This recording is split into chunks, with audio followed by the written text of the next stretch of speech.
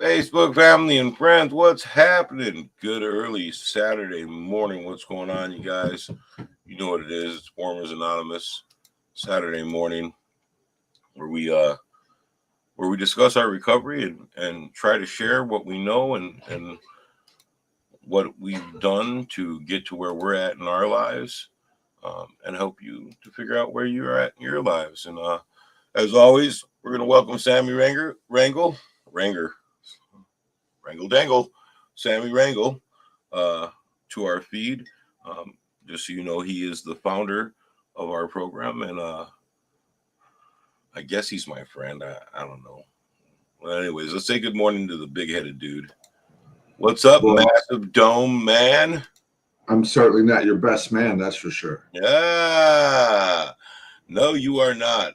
I have you doing something much more important. He's like, get over it. Yeah. Well, we had actually had long discussions about that, and I'm just teasing, dude. oh, I know, but what I need from you, right? Like, here's something you taught me. Sometimes it's not what you want, it's what you need, and what I needed from you was something much more important to me. Um, and so that's why you've been, you know, pushed back to, the role of, the dude. Serpent. Mexican lawn, take your care of. Right, right, right. Hey, Seuss. I'll take it. Buenos dias, señor. ¿Cómo está usted? Man, how you doing this morning, bro? Doing great. Getting ready to come to Wisco Wisco. because I have a lot of concerns about this woman who said she would marry you. I'm coming down to do an intervention. Are you guys gonna ask? Is there anyone in the audience who wants to object? Are you guys asking that question? God no, like hell no. We're just trying to duck my head and get through this, man. Nothing against you, Lizzie. It is what it is. It is what it is, man. It's going down. Look at my brother behind me. Look at he's over here this side. Oh man, it's been a long week too, bro. It's been a long week. Yeah, now I'm working, so they do feel like long days because my grass is like 6 inches tall right now. I gotta go cut it. Just don't have the time. Oh shit. Kate says good morning. Good morning back to Kate. Morning, Kate. How you doing, babe? Man, that's been one of the homies since high school, man. That's good people right there. So, dude, before we jump into it, man, you got a week. You're about to get married. Is that next weekend? Yeah. Yeah, next Saturday. Weekend? 7 days. So we're hitting the road. Then we're coming down on Friday. We'll be over pretty early on Saturday. Heck yeah. Heck yeah. We should talk about it, like, just so I'm prepared. Like, I know what you want, and let's talk this week, like literally, like maybe sooner or later, so I can prepare properly for coming down. Tell you how to prepare properly. Yeah, it feels so weird too, because like the plan was for me to present you with the gift before we did this. Sean, what's up, bro? I will see you today. We're gonna come by and grab your toolbox, get that moved over today, because I got my bachelor party tonight. Bam. Oh, wish I could be there. Yeah, me too, bro. Just to keep me safe, because I don't know what these fools got planned, but so Uncle taught me the proper way to ask, and so we weren't able to because of the distance. Good morning, Aunt Chris. I love you. Shit, Aunt Chris, which job? Like, I've been on so many side jobs this week, it's retarded. But I'm excited to be able to see you and present you with what I have.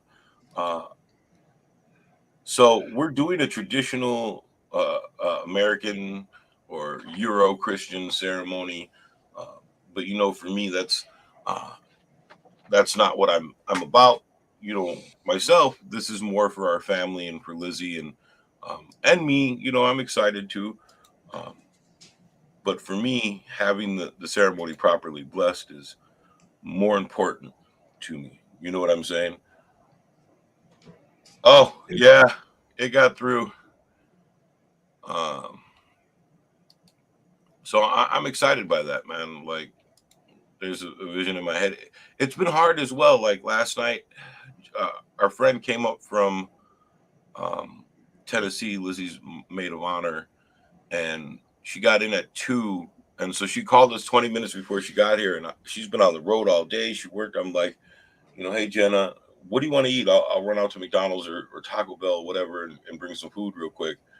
And so I ran out and got Taco Bell, and I was like a block from home, and I realized Junior wasn't going to be there, right? Like I know, but I realized, and it hit me pretty hard, man. Like I had to pull over for a second and take a breath, and um, that's been rough for me, man. That thought that he wasn't going to be there with me to celebrate, but he is, right? Like we know he is.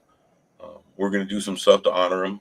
I'm definitely going to do a spirit plate, uh, put out some food for him, and um, the DJ is going to play some songs that that were his. You know how you see it in your head, and so I'm looking forward to it, man. Danica's coming home tonight. I'm overwhelmed and excited by that. Like 5 weeks is a long time to be away from Monkey Butt, you know. She's my little buddy, and she's so big. She dyed her hair to a more natural color, and she's excited. And I haven't been able to video chat her for 3 days now because they did something new with her hair, and she doesn't want me to see because it's going to be a surprise. I'm like, I just want my baby back. Come back with a mullet. Right? Who knows, man? Last time she came back like a little hippie from Cali. You know what I mean? She came back with, dude. I'm like, dude, who, bro? Who are you talking to? I'm not a dude. I'm your dad, right? Like, watch your mouth, punk. And then, you know, of course, she giggles and laughs at me because none of my children are afraid of me in any form or fashion or idea. But yeah, it's been the whole no having Junior has been a hard one for this.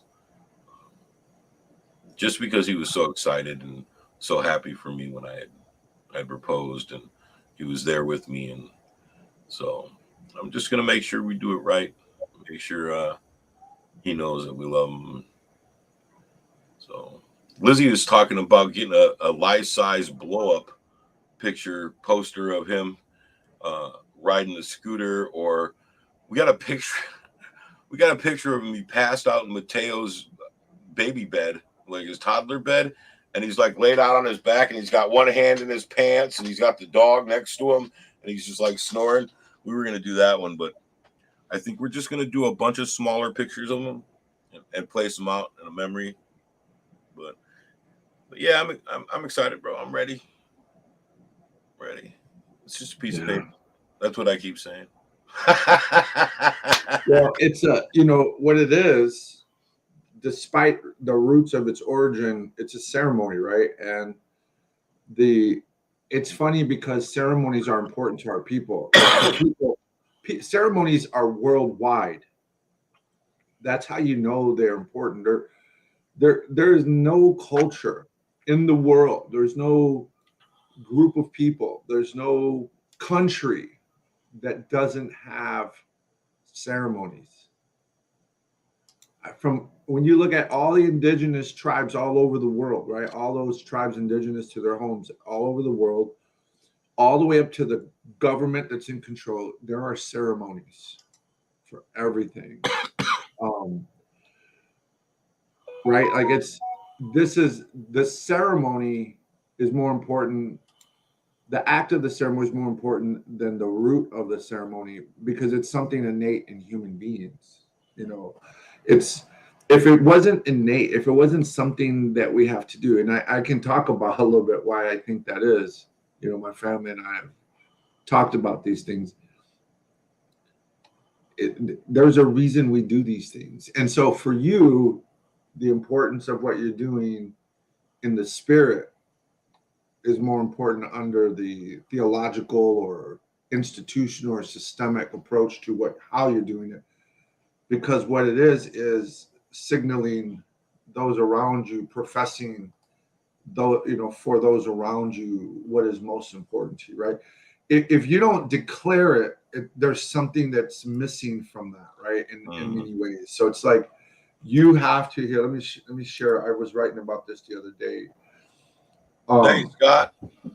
Love you, bro. Good morning, guys. You have to resource it, right? How do people show when something's important?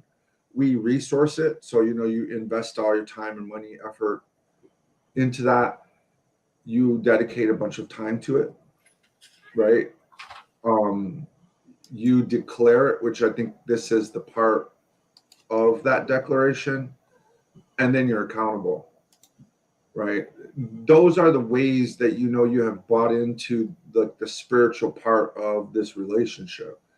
And so for me and you, and not trying to put any words in your mouth, but for me and you, it's important that we go through those phases in our life and be transparent about it. Downstairs. Close my door, baby. I'm on the live. Yeah, and Liz is saying, marriage as an energetic shift. Yeah, I think it's energy, whatever we call it. I think it's a spiritual shift as well, right? And maybe those two things are the same. And it's a shift forward, though. It's yeah, I'll be the boss then, right? Like once she says I do, then I'm in charge, right? Then I'm the man. Yeah, you run with that. Yeah. On camera, please. Why do you guys want to watch me get murdered? Like what? It pays the bills.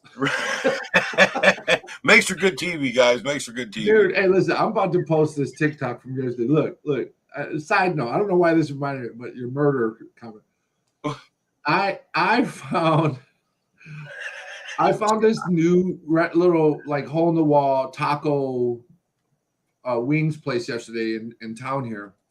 And so me and Selena stopped in there to get some tacos, and they have fish tacos, catfish tacos, all kind of tacos, right? Even vegan tacos. Like their tacos were bomb, but they actually sold an alligator taco. And so I was like, okay, I'm gonna try it. So I bought tacos, brought it home, and I'm we're all at the table eating, and I'm like, okay, I'm about to try this taco meat, this alligator taco meat, and I bite it, and I'm like, it doesn't taste gamey. It doesn't taste like if you wouldn't have said it was alligator meat, I wouldn't have known what I was eating. And I think it tastes like chicken.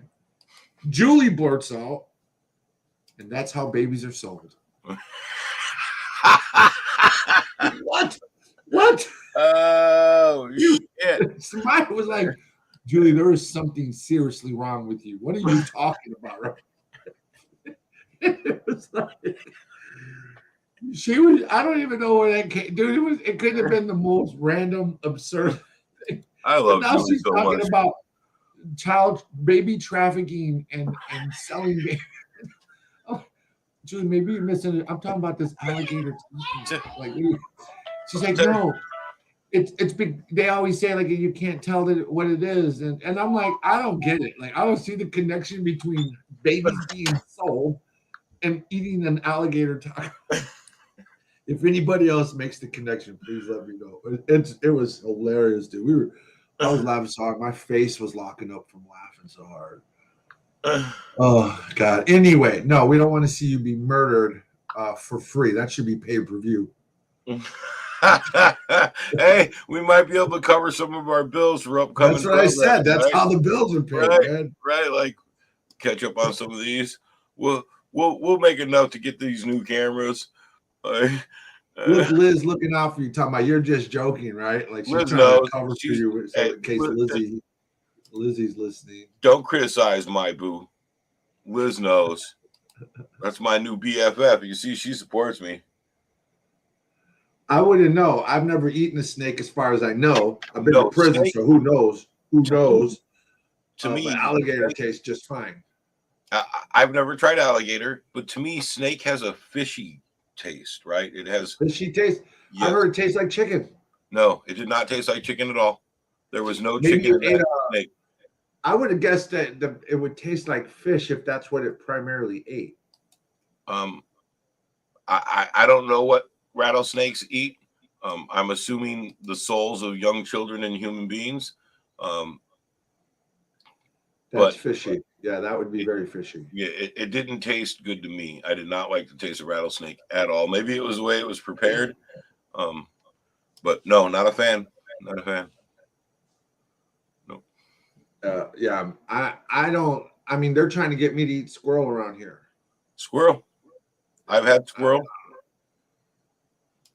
My stepdad David. My stepdad David was an avid hunter when we were younger, and squirrel was something, and rabbit was something we got to try. Yeah, we have so many squirrels and rabbits. It's probably going to end up making it on the menu because I mean they're pretty bad around here. But I found out you got to eat them at a certain time of the year and not hunt them at a certain time of the year because they the ones around here, they said their necks get full of worms. Oh, okay. So like you got to avoid that part of the season, but that just makes me not want to eat it ever. Like I don't think I could do it. I mean, it's worth the try. Like I don't know. They shouldn't have told me that because now when I cut it, I'm going to be thinking, were there worms in there? You know, I don't know. I mean, you'll see them, Sammy. In the cooked meat, they might just look like the cooked meat. You'll see them when you know, like if it's in soup, how are you going to see it? Right? Like maybe that's why they put it in soup because that's like the most way they eat it around here. Like when you're butchering it, you will see it. You got to skin it. I got it. You got to take the skin off the animal before you can eat the animal, bro. I forgot about that part, but yeah. Okay. I don't really process food like that, so you know it's hard enough like skinning a fish.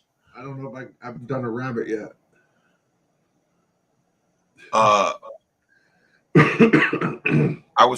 We wanted to go bow hunting this year, but I don't think we're gonna. I think we're gonna wait till next year. We just got so much on our plate this year. But yeah, I went hunting when I was younger. I like the taste of venison, so I like deer meat. It can get gamey if it's not cooked right, and I think people forget that. But I'm not opposed to killing and eating an animal. I know some of my friends are. Personally, I think I'm not opposed to it either. I mean, but I just I think anybody who's going to primarily live off of meat, right, or have that as a large part of their diet, know where it comes from and know how it's gotten to your table, right? Like it's really important to say your thank yous, right? Like somebody's giving their life so that your life continues. So I think it's always a good idea. Like I want my children to understand at some point that their food doesn't come from a grocery store, that somewhere something has to die so they could eat it. I was grateful for that lesson from my stepdad David. I wasn't at first, right? Like at first it was just I'm gonna kill me something and eat it. But as I got older, I became grateful for the lesson of understanding where my food comes from. And I worked at a slaughterhouse very briefly as a teenager. So those were lessons I was grateful for. Those are lessons I'm still grateful for. Liz is saying she lives in a place where there's all these game. I wouldn't mind eating like a wild pig though. Mm.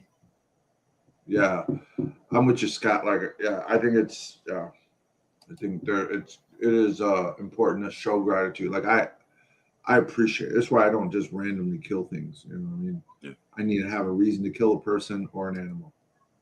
Yeah, well, it'd be easier to kill a human than it would an animal. I mean, so says the formers here. Well, think about it. Like, there's a reason. So I am definitely joking. That's not justified. Yeah, let's move on. Yeah. I'm definitely being There's sarcastic. gonna be some people who don't know that we're joking. Yeah, but I can understand the thought of when people say, you know, well, I'd rather kill a person than an animal, and to them, it's, you know, an animal's never, you know, intentionally harmed them or done anything to them. Where humans, you know, we're kind of crappy creatures. Like, we hurt people knowingly, but Yeah, well, we will not anyway, justify the you are getting married in a week, dude, and I see you changed the subject. Well, yeah, because I mean, I'm doing my best to not think about the whole situation here. You got to get ready, man. You got to be ready. So, you know, walk into that your full self. I've married several people, dozens of couples, and I always, although, you know, we do non-religious ceremonies, I always meet with the couples individually and then as a group multiple times before I do the wedding, and that's just to ensure myself that I'm marrying someone who I believe, you know, is sincere about their wedding, right? Like, I don't want to be the dude who just marries two people for no reason. I can't believe there are people out there who put that in your hands knowing you. I fucking hate you with every ounce. This is like softball. Any able-bodied person can do this. Is that how this is going? So there's things that I tell them. So, like, when they write their vows, and I always tell them, listen, write your vows, make it to be about 2 minutes, right? 2 or 3 minutes. Say them out loud once, seal them up, put them away. Don't look at them again until it's time to read them at your wedding, right? You want that genuine feeling, right? So that it doesn't look like you're reading something that you wrote, you know, over and over and over again, right? You want that genuine emotion. I don't let the grooms look at the bride until they're standing across from them, right? They don't get to watch them walk down the aisle. They look at me, we smile, we chit chat while I make sure that the bride gets there, so that when he turns and looks, it's an instant primal reaction, right? Like, they're seeing their bride for the first time. You can see the emotion. It makes for a great ceremony, and it makes for a great shock to the groom, right? Now that I've done all those things multiple times, like, I keep repeating in my head, this is how I'm going to do it, right? But none of it, like, works in my brain. Like, I'm all fucked up. Like, do I want to see her dress early? Like, you know what I mean? I worked hard not to sneak a peek. It's definitely it's in 7 days. It's in fucking 7 days, bro. What am I going to do after that? I don't know. Hopefully I'll survive long enough for, you know, the life insurance to kick in, so when she murders me in 2 years, you know, like, the kids will be good. No, once they get to know you, they won't even bother with the investigation. It's going to be they're going to know you had it coming.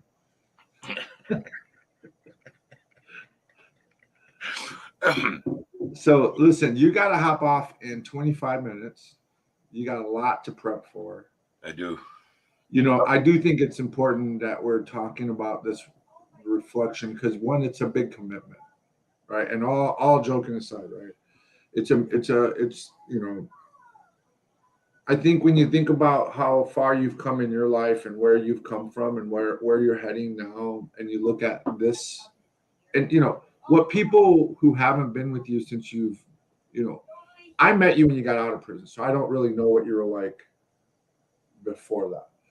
It's easy for me to relate to who you were before that because we share a similar history and background. So it's not like I know you hear people say the same way I do. Oh, I can't imagine you like that. Well, you know, I can imagine you like that. I know exactly what that looks like, right? And so I think it's important to recognize a few things about how you got here.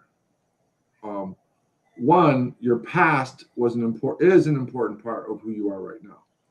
And I think Formers really wants to embrace that, because we're saying you don't need to separate from that. A lot of us, I think, make the mistake of thinking I need to distance myself from that person as much as possible, when really that's what we were doing before. We were trying to distance. Remember last week we talked about the 4 relationships with ourselves and the 4 relationships with others.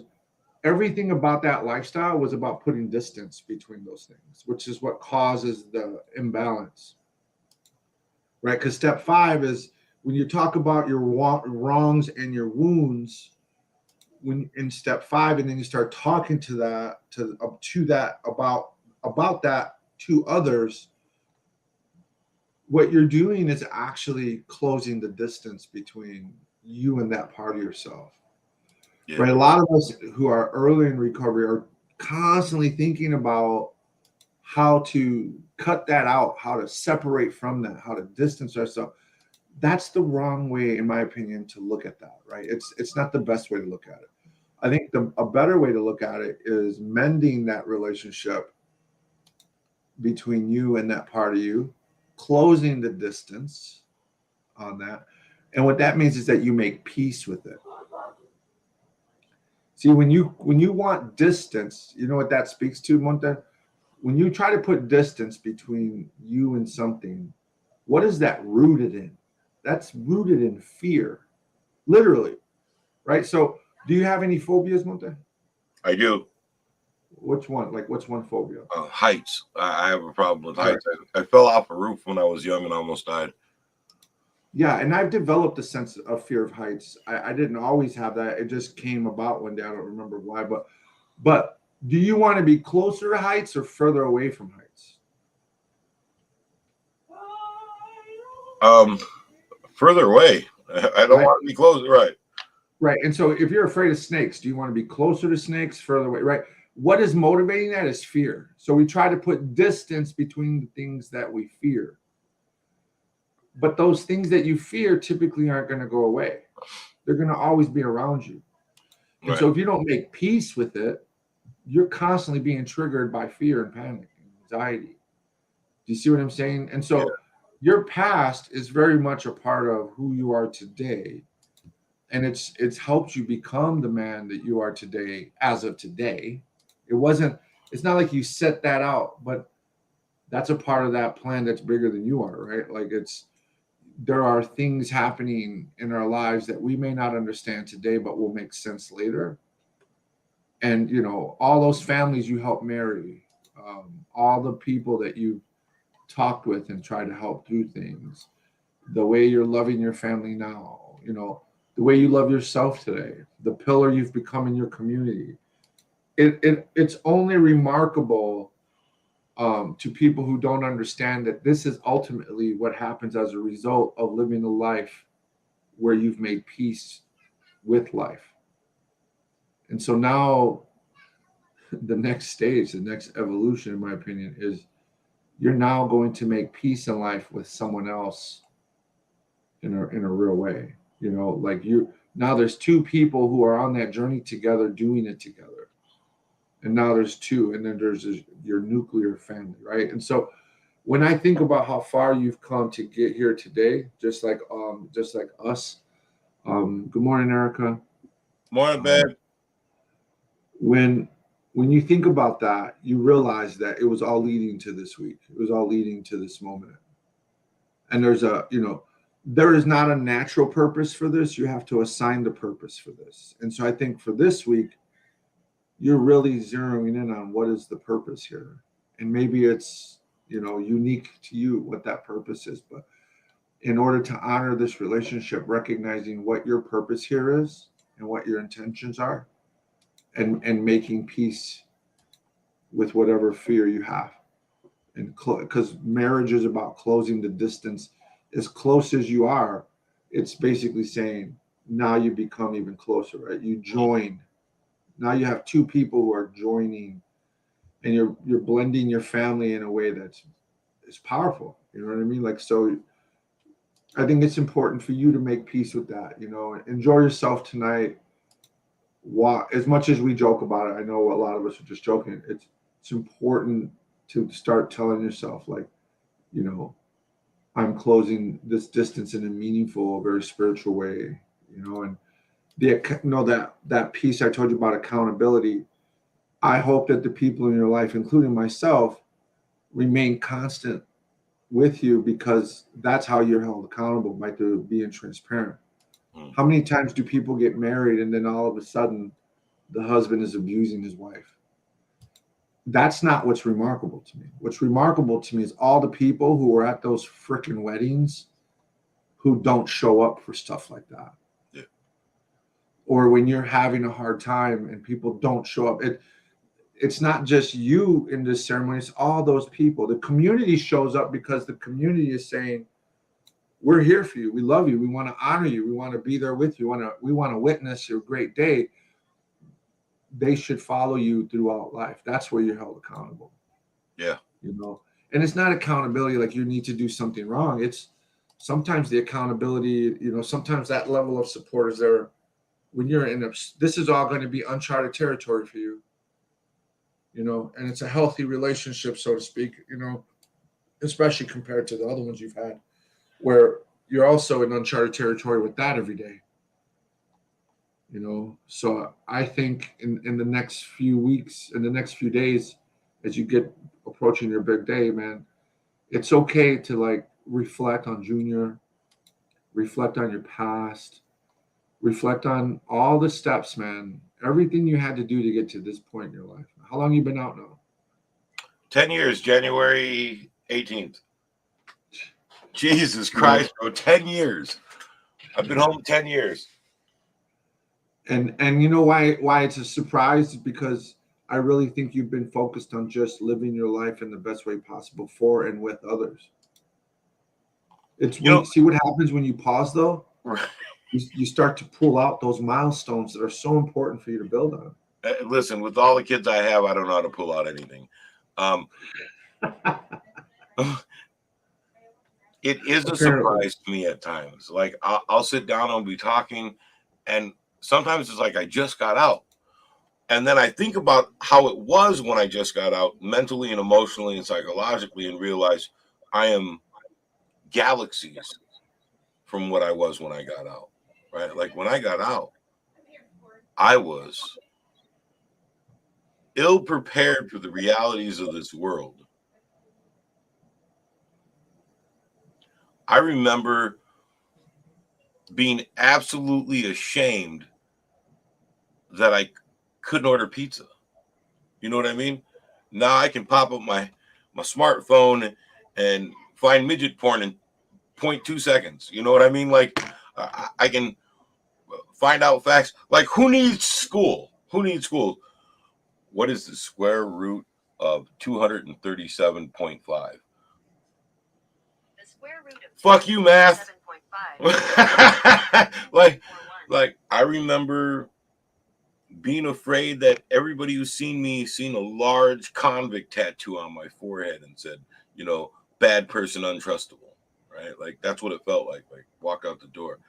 And now I don't feel any of those feelings. So yes, at times it is almost absolutely unbearable, the feeling that you know I just got out and I'm fresh, and then I take just 2 seconds to think about who I was when I got out to who I am now, and realize I'm not even in the same world.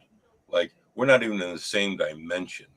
Like that kid who came home, he was a grown ass man. He was a grandpa, but he was still a child, right? Like, so yeah, it's been a fucking decade, bro. It's been a hard decade, but it's been the best decade of my life. Like, such is life, man. Yeah. Such is life, man. Look at my Selena came on for a few seconds to laugh at me. I was married twice. We had all our closest family and friends in attendance. I was supported and loved on that day. Things got hard. I did not have that community support. Still recovering from my last relationship of 20 years. Finding community is so important for me. I found it challenging to find. Many people I know want me to get over it, move on, etc., but it doesn't work that way for me. Healing is slow for me as I'm doing it on my own. Liz, you're not doing it on your own. We're here with you. Been on since you sent me the invite, ho. Hey, what?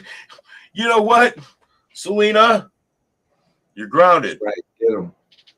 Get them. I didn't know because I don't have my metrics on. We're broadcasting from StreamYard, so I only know that there's 3 people currently viewing at this moment. But sometimes there's a lot more. Like my live says 8. So I don't know if you're on or not on, but I love you. He doesn't care about his fans. Oh my God. I care. Selena, I care. Liz, you'll never be alone, hon. That's like we are community, right? And that's kind of weird to say, Sammy. Like that was something odd for me too, realizing that our viewers, right, are a part of our community. That like we're a whole community. We have right now we have our live community, and they are a part of our circle. And I do care about you, Selena. That's why you're grounded for the rest of your fucking life. I don't know.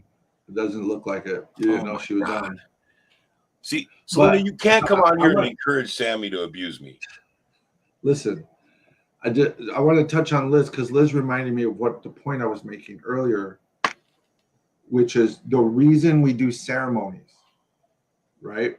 The reason we do ceremonies is, I know this might be hard to understand, is because we're forgetful, right? We're forgetful. As a whole, all over the world, ceremonies are meant to remind us of what's most important because we tend to forget what's most important, right? You ever been sitting in your house 10 years after being out of prison, worrying about something that means nothing because you can't remember how grateful you should be with how well everything else is working in your life? Oh, yeah. It's because we're forgetful. Right? And all of us, the people getting married, the community being there for you, the person married, we're all forgetful. So we do ceremonies to remind us. So when Liz says, I'm doing this on my own, I chalk that up to it can feel that way, but the chances are, if I can, Liz, I'm not trying, and I'm not necessarily speaking to you, I'm just speaking in general. The chances are we're not using the people who would love to be there for us the way we should, right? When I want that, sometimes I feel alone in the world. How ridiculous is that with all the people that would surround me if I would just say something? Yeah. Right? You have felt alone in the world. How ridiculous is that when all we would have to say is do something? Yeah, I get that. And remember, feelings, Liz, are not an accurate guide in some cases.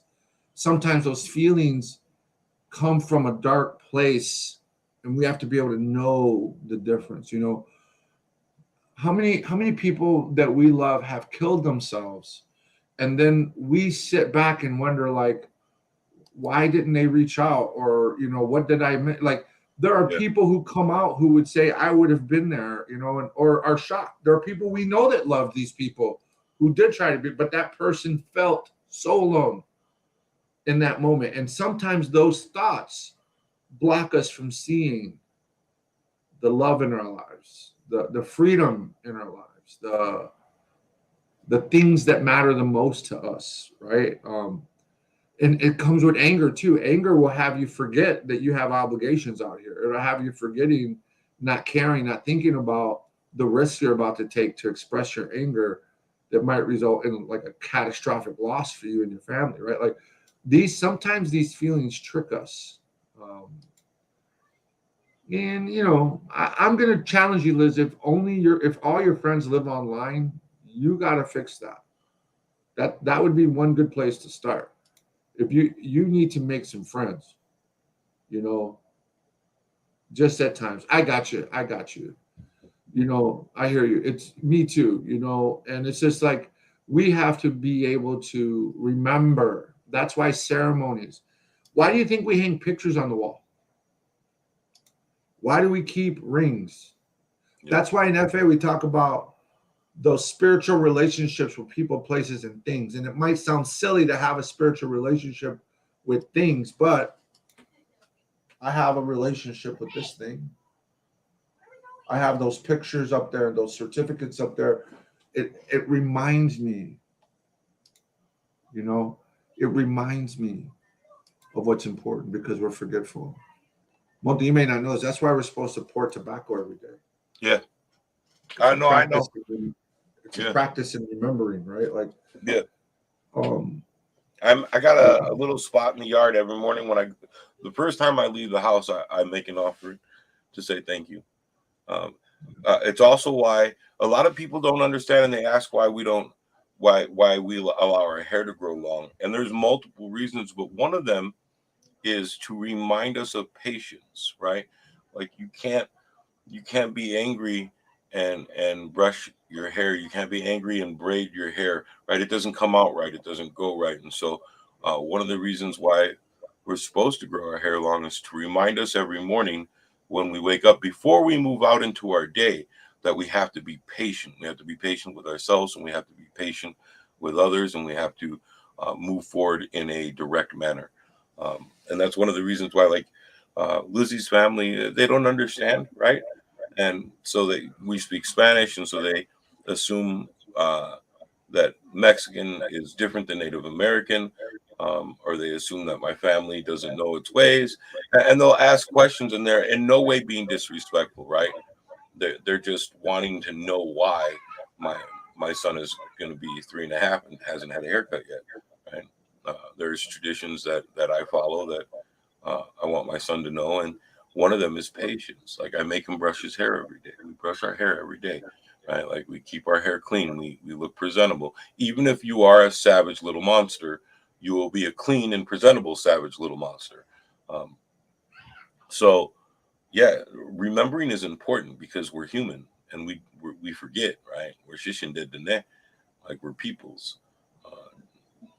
We forget. We have to be reminded because we're not very bright.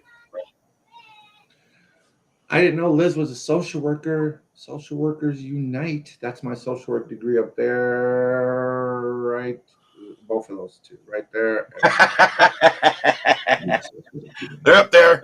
Oh, you know what's at the top though? Look, I don't know if you know this one. The thing at the very top up there. Mm-hmm. You know what that is? No. We'll wrap up the show in this story. That's my GED. That's my HSED.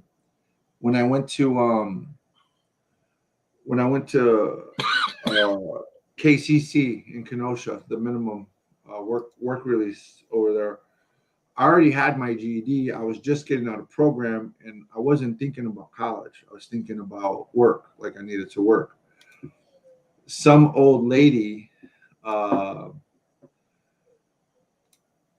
was in the kitchen. I was sitting in the kitchen minding my business. It was empty. I was just like reading maybe, and some old lady, this lady was probably like 80 years old, tall though. She was super tall. Came up to me, was like, "Hey, do you have your HSED?" I didn't know what that was. I'm like, "Well, what do you mean?" She's like, "Well, did you graduate high school?" I'm like, "Oh no, I got my GED like when I was 16 because I was in prison when I got it." And she said, "Well, you're going to get your HSED." She wasn't asking, like she was assigning this goal to me.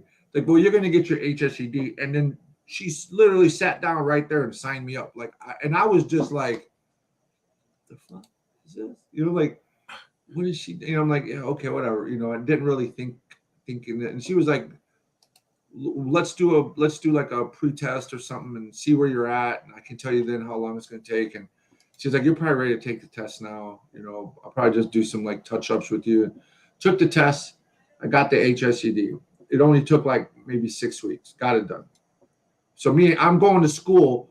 Here I am just walking out of gang life, walking out of violent life, sitting in the kitchen with an 80-year-old white lady doing math or civics or whatever the hell we did, right? And this is not where I thought I was going to be at minimum, you know, doing this shit. So I get my HSED, dude. She comes back. You ready? She comes back and signs me up for college. Didn't ask me. Just signed me up for college. And, you know, the rest is history. She died before I graduated. That 2-year degree I started with her. She died.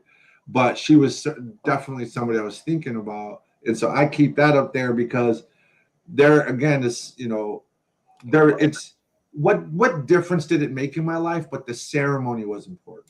It was, you know what it was? It was a win. Yeah. It was a win that gave me confidence to do the rest of that. You know, And do what we do it was. today. It's amazing, man. It's it's amazing. You know, It and is. those little symbols behind me represent decades of hard work.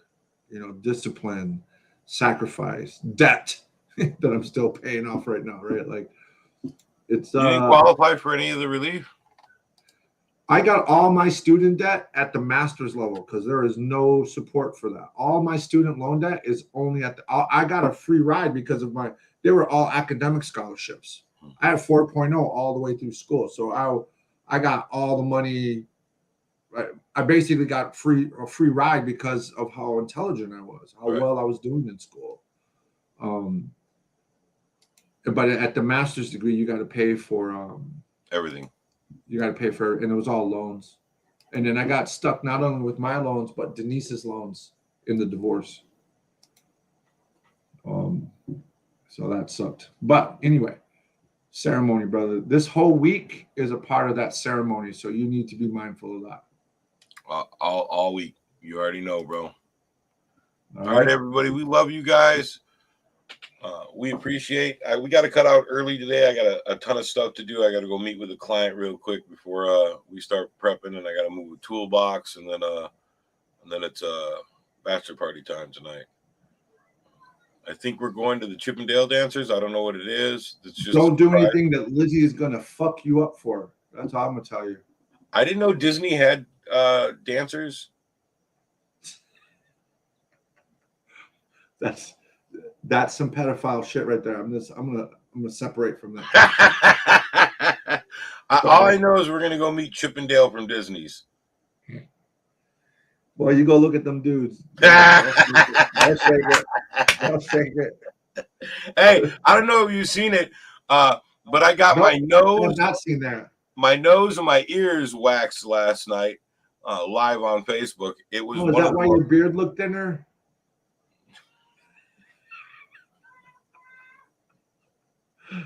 A little bit. It did. To be honest with you, a little bit. It was pretty bad, right? And it was pretty painful.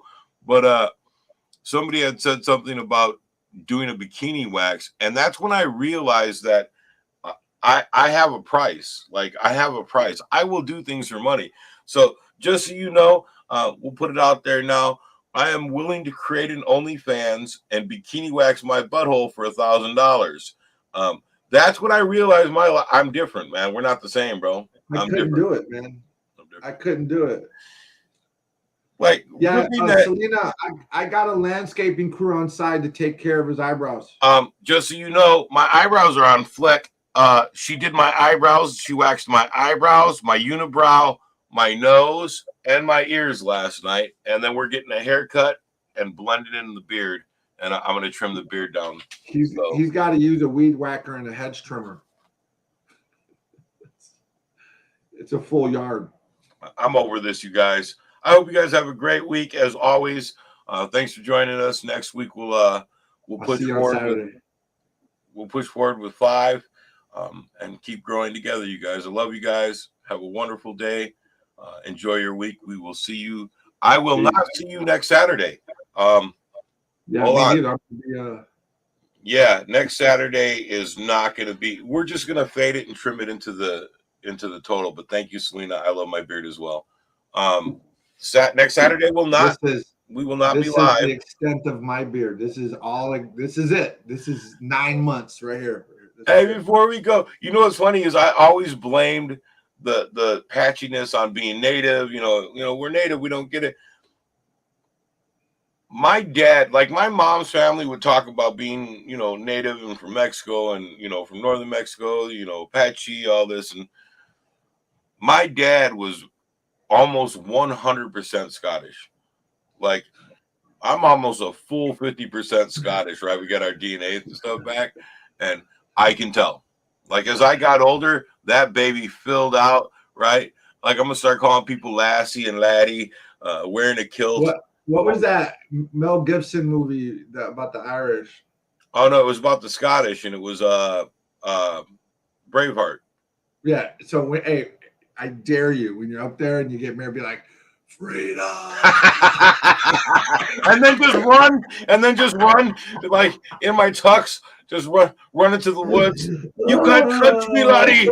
You can't catch me. Like I don't know, man. We'll see how it goes. I better stop. You're gonna get in trouble. I love you, brother. I'll see you. I'll see you in a week. All love you guys. Thank you for joining us. We will we'll see you again the week after next week. I'll play a repeat next week. We'll put on that's what repeats are for, you guys. Peace. Love you guys.